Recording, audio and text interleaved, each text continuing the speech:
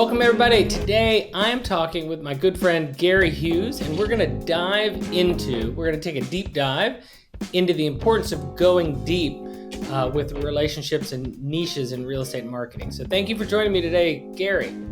Eddie, thanks for having me aboard.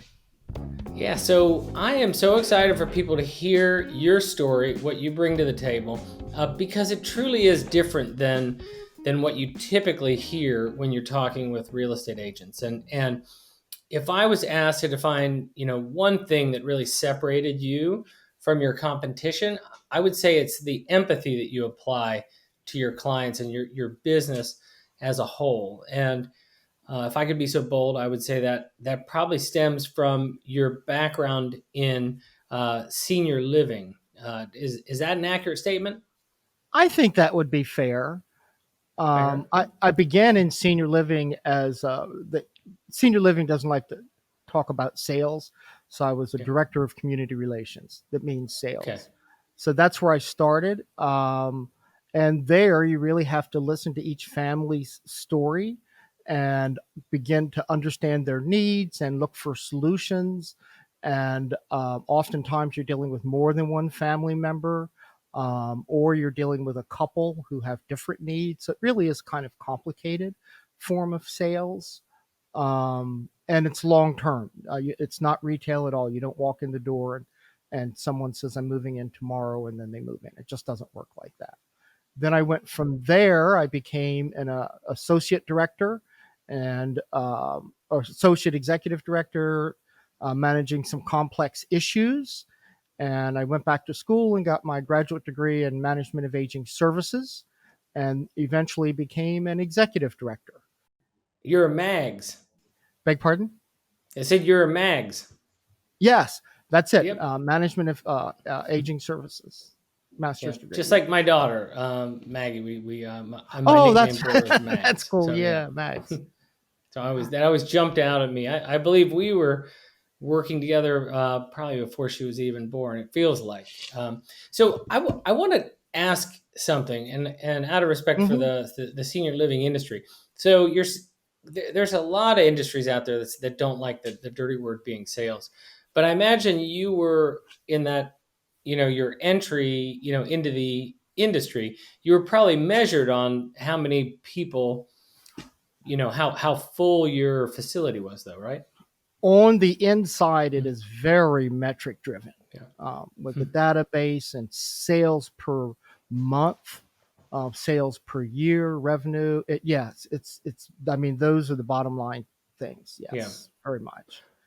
But I can see from a marketing perspective, nobody wants to leave a facility that they're looking at for a loved one and think to themselves, "So that was, is this one the best, or is it just the best salesperson?" So, That's right. As a matter of fact, when I got my first assignment was at Sunrise of Falls Church, and their population was very low, and all the places around it had already sucked up the referral sources, the doctors, the hospitals, all of the traditional referral sources. So I had to start to think out of the box on how to market the community. And I marketed it through the Falls Church Chamber of Commerce, because Falls Church was a very community oriented place, and people really rely on word of mouth. So I started doing a lot of activities at Sunrise of Falls Church. We held an art show. I managed to get uh, the coveted uh, Chamber of Commerce Christmas dinner. By the way, at the art show, we had 300 people through the community in one weekend, and most assisted livings are lucky to get 300 people to visit in a year. So all of a sudden, we were the talk of the town, and people were saying, "Oh, you should go see them. They have great food. I was in their building; it's really clean. It's da da da." And so, by the time I left, we were at capacity. so I mean, so the things I'm hearing here are networking. If you were an agent at the time, you'd be doing professional networking with Yes, likely referral sources. I'm hearing out of the box ways to bring people in by doing art shows, not just relying on someone driving by and say, "Oh, there's a that's senior right. living facility. I should go check it out." They're coming in, and you're meeting people that way. Did Or you? responding to an Yeah, ad or a specific need. It's getting to people before the need gets there. That's the I see. marketing Yeah, part. And then yeah. being top of their mind when the need arises, that's the sales part. Yeah, I know just from my own personal experiences with my dad that the best time to look for senior living is when you don't need it, because that's where when you have the most options. So, That's yeah. correct. Yeah, that's absolutely correct. And so those all rely on relationships, because everybody's emailing, but you have to get in front of the person and start creating the relationship before you can get them to understand what you can offer. So at what point you're in senior living? It sounds like you're working your way up through the ranks. At Hmm. what point do you think to yourself, I should check out residential real estate? It's devil of a thing to get to the top of your mountain and realize you climbed the wrong mountain. Yeah. Um, the executive director role was the person that sits between the numbers people and the care people. And that was just getting increasingly frustrating to me, that the numbers people were worrying about my average hourly rate, and I was worried about the number of residents using psychotropic drugs in the memory care unit. So at some point in time, it dawned on me that only about somewhere around 5 or 7, maybe 8% of older adults are going to end up in some sort of congregate care. And so, if you really enjoy working with older adults, you probably should start looking at the intersection of real property and aging. And so that led me into one of my friends said you should try real estate, and I said nah. And as I often do, I just respond quickly. And then I went back and thought about it. And I thought, that may not be a bad idea. I talked to a couple of friends of mine and then got into it. I get excited, but because I always wonder about the spark that makes something happen. Was it you calling your first brokerage, or did they happen to call you? Actually, it was a friend of mine who I deeply respected, um, said, "Come talk to me about that." And I think Okay, I may know where you belong. And so sweet. I went to the brokerage where she was at, and she became my mentor for the first year and a half or so, and got me started. Yep, and then you come into our orbit, and it was just such a great fit in my opinion from the start. And if you wouldn't mind, talk to me about the change that we were able to go through together with your business. Well, when it became clear that I needed another home, another business home, I actually interviewed with several brokerages, many of whom said, if you do what I tell you to do, you can make 6 figures. And when I talked with Redwood, they said, tell me about your business. And I told them what I did and how much time I spent with folks and all of that. And they said, fine. And so at Redwood, I was allowed to create the business model that I wanted. I wasn't asked to fit into the business model, the kind of cookie cutter that they had for agents. And my business really flourished. It's really I've done, I'm really happy. I mean, I've done good things here, and it's all because you let me be me. Well, and because, in fairness, because we let you be you, and more importantly, you are you. I think I know that the whole company uh, improves because, look, I have very strong opinions on different ways that people can, grow their business. But at the end of the day, I don't expect people to just subscribe to, my playbook. I want to work with them and have an organization that works with agents such as yourself to empower you to actualize your dreams, and using the everything that has gotten you to this point in your life, enabling you to use those skills and use that knowledge to to grow your business, take it to the next level. And what you're able to do by empathizing, I keep using that word, but by being able to empathize with the families that are going through the moves, that is a core a pillar of your business in senior living. It's fantastic for the families involved. It's fantastic for the people involved, and but it's also fantastic for the company, for our other agents to be able to see you do that. So thank you. Well, I did have, when I was interviewing around, I had one broker who told me, "Oh, what you do is nice, but just don't spend so much time with your Oh, clients." And I only have two things in my inventory. I have knowledge and I have time. So that's the only two things I can use, you know. So cutting back on time is really not fair from my perspective, the way I want to do business. yeah. Well, what is so unique about residential real estate?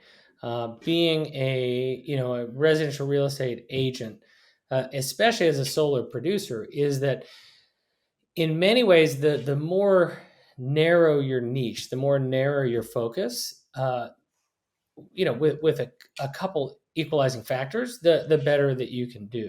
Because I can think of a couple other cases like what Bobby Desai does, with her special needs families, when you can be like the go to source for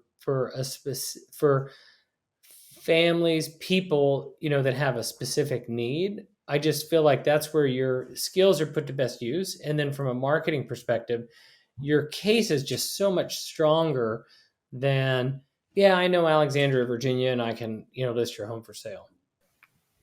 Yeah, I don't consider myself a neighborhood specialist. I'm Mm-hmm. more of a demographic Mm-hmm. realtor.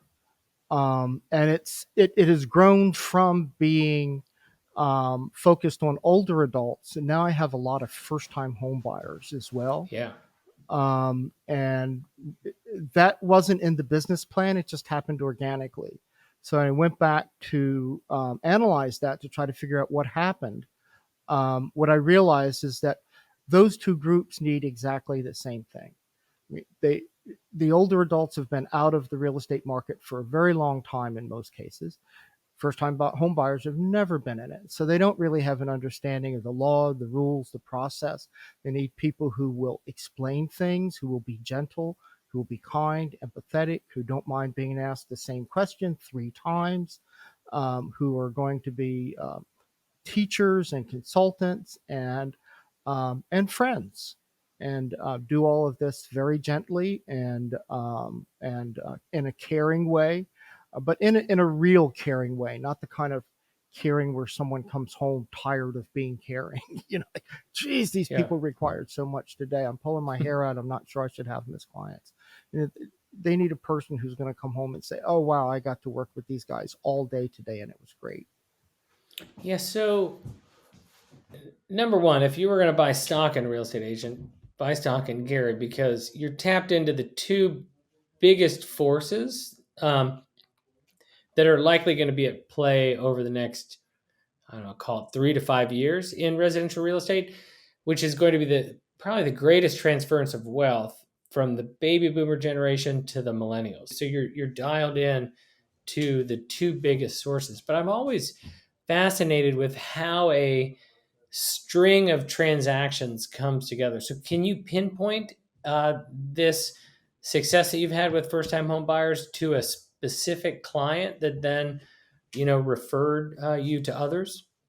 The hard part is pinpointing it to a specific client. I have many who are multiples, but let me tell you about Arshia, who came to me as a first time home buyer, and she is an auditor, and she reads everything, and she's extremely detailed. And I ushered her through her first transaction. By the way, I emailed the title company and told them her personality and her professional background, and they emailed her all of the closing documents 3 days ahead so she could read them. She printed them out. She came into the office with a bunch of yellow tags. We went through all of her questions before the other people got there, so that the settlement was quick. Anyway, so I stay in touch with Arshia because she's just such a nice person, you know. It wasn't like, oh, send her a card, get a reminder, send Arshia a card. We just stayed in touch. Since then, Arshia has led me. She has referred her brother. She referred her sister. So each of them were first-time home buyers and bought a home. She bought an investment property, and she decided she didn't like being a landlord, so I sold her investment properties. So my relationship with Arcia has resulted in 5 transactions. Wow. Yeah. Um, I was just referred a client, and I can tell you about that. It was a really interesting story by Brett, who is a realtor in our office. And in working with them, they have since referred me to 2 other clients. So the result of that referral to me is 3 transactions. So, but it's because I listen to people and I understand, they're first time home buyers and they want to start a family when they get here. So all of my recommendations around inspections were to make sure not that the house is just okay to buy, but that it's going to be safe for a baby. I think Yeah. they felt cared for, not just being ushered Well, through a because they transaction. were. That's what is so special about what we do, what you do, in terms of how we present ourselves becomes our marketing. How people they feel compelled to refer agents such as yourselves because of how you look out for their best interests, and so that's the difference between just getting helping a family or a person get their home to closing and doing so in a way that makes them feel compelled to Well, refer you out to their other friends. Both I'm sure is a favor to you, but more importantly is a favor to their other friends. You don't want to buy a home. You right. don't want to take on this responsibility without making sure that you have a true ally by your side throughout the whole process. And Eddie, I agree with you. I would say also that I conduct the process in a way that honors the client, Hmm. and I by listening not only to what is said but to what is not said, and trying to find the thing that is really right for them. That's going to honor them as people and their future in this house. Okay. And now, so I'd love to talk about how you take what you do in person and transfer that into how you communicate on video. So, when did you first get the inkling to start sharing your knowledge on video? I got that a while ago as a little tickle, and it took me about 3 years to actually do Yeah. anything. I kept putting in my business plan, I'm going to do video, I'm going to do video. And then I did video, and I don't like myself on video. I don't like my Mhm. voice. I feel like I'm really awkward. I feel like I'm really boring. Yeah. And so I would do one thing and then stop. And then finally, just one day, it was in a business planning, one of our Redwood business planning sessions. And Yeah.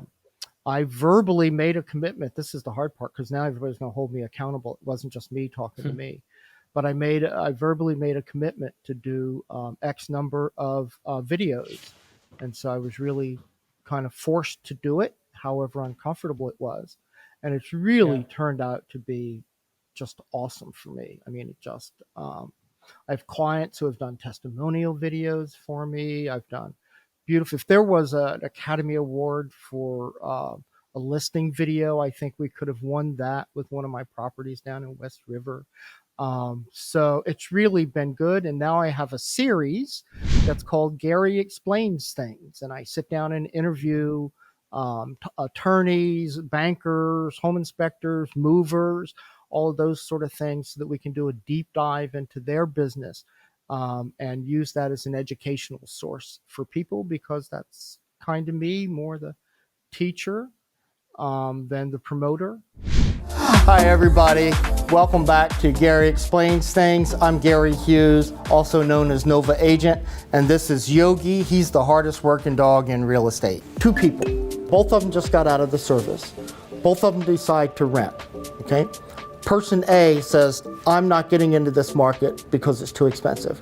Person B says, I'm going to use VHDA, I'm going to use my VA benefit, I'm going to get closing cost assistance, and I'm going to get down payment assistance.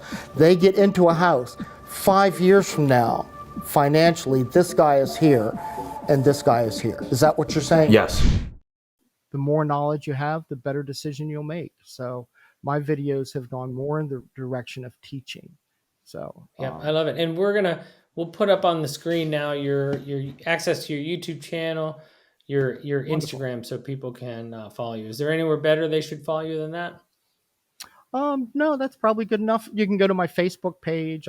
Okay, Um, I've I'll been put putting a lot that of up there stuff on too. Facebook, but that's also about to Hmm. change because now I think I've been too businessy, and I think people want to know Okay, more about me. So there'll be yeah. something in there about my scuba diving and my garden and all of that sort of thing. That's it. That's what I was going to finish with. Was I wanted to ask about your scuba diving. So, what's your favorite dive trip that you've taken? And let's. I'd love to finish this on that. We went, what's 24? We went last year to Belize and dove some of the beautiful reefs and some of the most popular reefs there. And just the sea life and turtles and sharks and reefs and walls, cliffs, just the seagrass and just amazing, just amazing. All right. Well, thank you so much for sharing today, Gary. I love talking with you. It's an honor to work with you. Hey, everybody! If you like this video, like it. We'd love for you to like this video. Leave comments below if you have any questions for Gary, and hit the subscribe button so you can get more uh, awesome videos like this. So thank you so much, Gary. I look forward to seeing you Thank soon. you, Eddie. It's an honor, and I really enjoyed Redwood. It's just the perfect place for me to be. And Thank you. I really thank you for giving me the opportunity that I've had to grow my business. Oh, you're so welcome. Thank you. All right, everybody. See you soon. Thanks.